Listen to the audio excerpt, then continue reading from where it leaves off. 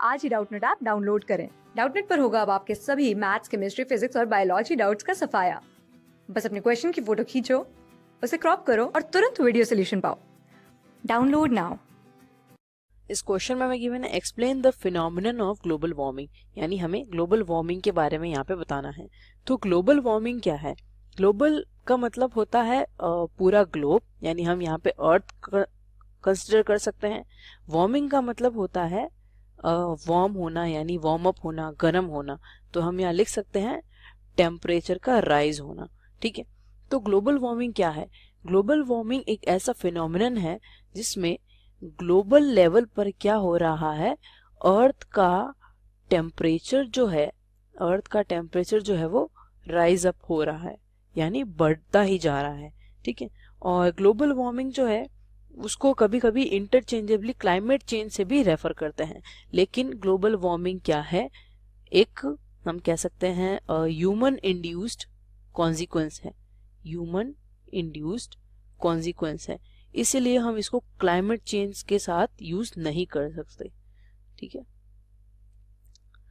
और इस फिनोमिनन के काफी सारे हम कह सकते हैं कॉजेज भी है, जैसे pollution, air pollution, water pollution, land pollution. बहुत सारे पोल्यूशन जो हैं वो कंट्रीब्यूट करते हैं टुवर्ड्स ग्लोबल वार्मिंग। और ग्लोबल वार्मिंग के काफी सारे हम कह सकते हैं हार्मफुल इफेक्ट्स भी हैं। हम कुछ डिस्कस करते हैं यहाँ पे। पहला क्या होता है, जो सी लेवल है वो राइज कर रहा है। सी लेवल राइज करने से क्या होगा, सी जो है वो ज्यादा से ज्यादा रिवर में जाएगा, जिससे क्या होगा, हम यहाँ लिख लेते हैं कि सी लेवल राइज होने से क्या होगा, सी जाकर रिवर से मिलेगा, और रिवर में जाने से सी कैसा होता है, सॉल्टी होता है। सी का पानी सॉल्टी होता है और रिवर का वाटर सॉल्टी नहीं होता। तो यहाँ पर हम देख सकते हैं जैसे ही सी वाटर रिवर वाटर से मिलेगा तो रिवर वाटर भी कैसा हो जाएगा, सॉल्टी। ठीक है, इससे क्या होगा, जो रिवर में एक्वेटिक ऑर्गेनिजम्स है वो मरने लगेंगे। ठीक है, नेक्स्ट हम यहाँ पे देख सकते हैं कि जो हम कह सकते हैं प्रेसिपिटेशन है, यानी एनुअल रेनफॉल जो है, इस प्रेसिपिटेशन यानी हम यहाँ पे लिख लेते हैं रेनफॉल, इसका भी क्या होगा, चेंज होगा। ठीक है,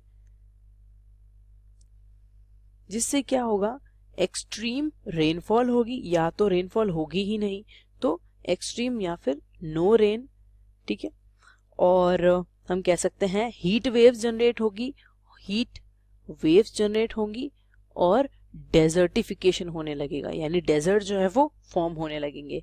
और क्या होता है इसका कॉन्सिक्वेंस, ओशन जो है उनका क्या होने लगता है, एसिडिफिकेशन होने लगता है। ठीक है, एसिडिफिकेशन। और टेम्परेचर जो है वो तो राइज कर ही रहा है, जिसकी वजह से क्या हो रहा है, जो ग्लेशियर्स हैं वो क्या हो रहे हैं, ये ग्लेशियर्स जो है वो क्या कर रहे हैं, मेल्ट कर रहे हैं। और इनकी मेल्टिंग से ही तो क्या हो रहा है, जो सी लेवल है वो राइज हो रहा है। ठीक है, और इवेंचुअली सारे जो स्पीशीज हैं उनका क्या हो रहा है, हैबिटेट लॉस हो रहा है। और इनके हैबिटेट लॉस होने की वजह से इवेंचुअली किस पर इफेक्ट पड़ रहा है, ह्यूमंस पे।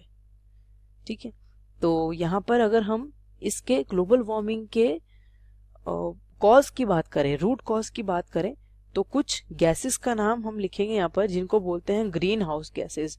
ये ग्रीन हाउस गैसेस क्या करती है, सन से आने वाली हीट को क्या करती है, ट्रैप कर लेती है, वापस एस्केप नहीं होने देती।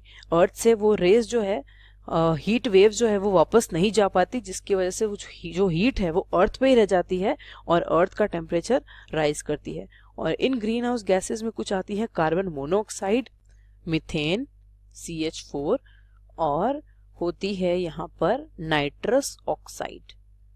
नाइट्रस ऑक्साइड, ये जो गैसेस है ये प्राइमरी ग्रीन हाउस गैसेस है। ये क्या करती है, ये सन से आने वाली हीट को ट्रैप कर लेती है और अर्थ से वापस एस्केप नहीं होने देती, जिसकी वजह से जो हीट आती है वो अर्थ पर ही रह जाती है।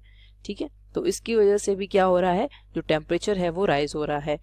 मोर ओवर जो एयर पोल्यूशन हो रहा है उससे भी क्या हो रहा है, टेम्परेचर राइज हो रहा है। बाकी पोल्यूशन से भी टेम्परेचर राइज, हैबिटेट लॉस हो रहा है। तो ये था फिनोमिनन ऑफ ग्लोबल वार्मिंग और बाकी एसोसिएटेड एस्पेक्ट्स।